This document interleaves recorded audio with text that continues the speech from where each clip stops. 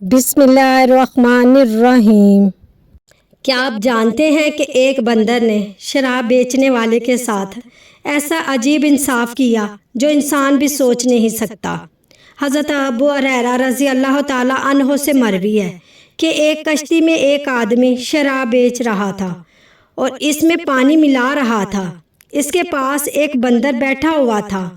اس نے تھیلی پکڑی اور بادبان کی لکڑی پر چڑھ گیا، پھر 1 دینار سمندر میں اور 1 دینار کشتی میں پھینکنے لگا، یہاں تک کہ اس نے 2 حصوں میں تقسیم کر دیا۔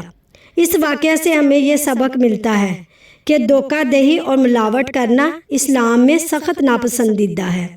اللہ تعالیٰ بعض اوقات انسان کو ایسی نشانیاں بھی دکھا دیتا ہے جو ہمیں سچ اور جھوٹ کا فرق سمجھاتی ہیں۔ آئیے ہم سب وعدہ کریں کہ ہم کسی بھی اپنے کاروبار میں یا زندگی میں دھوکہ نہیں کریں گے۔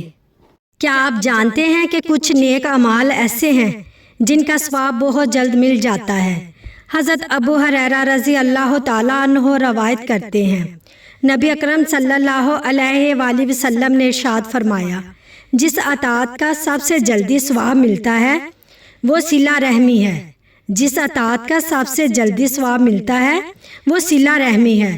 اور بعض اوقات کسی گھرانے کے لوگ گناہ گار ہوتے ہیں، ان کے مال زیادہ ہوتے ہیں، ان کی تعداد زیادہ ہوتی جاتی ہے، جبکہ وہ صلہ رحمی کرتے ہیں، اور جس گناہ کی سب سے زیادہ جلدی سزا ملتی ہے وہ سرکشی اور جھوٹی قسم ہے جو مال لے جاتی ہے اور رحم کو بوجھل کر دیتی ہے اور آبادیوں کو برباد کر دیتی ہے۔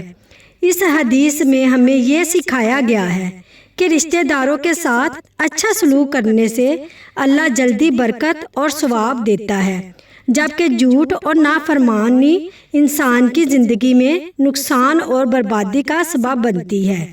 آئیے ہم سب صلہ رحمی اپنائیں اور جھوٹ سے بچیں۔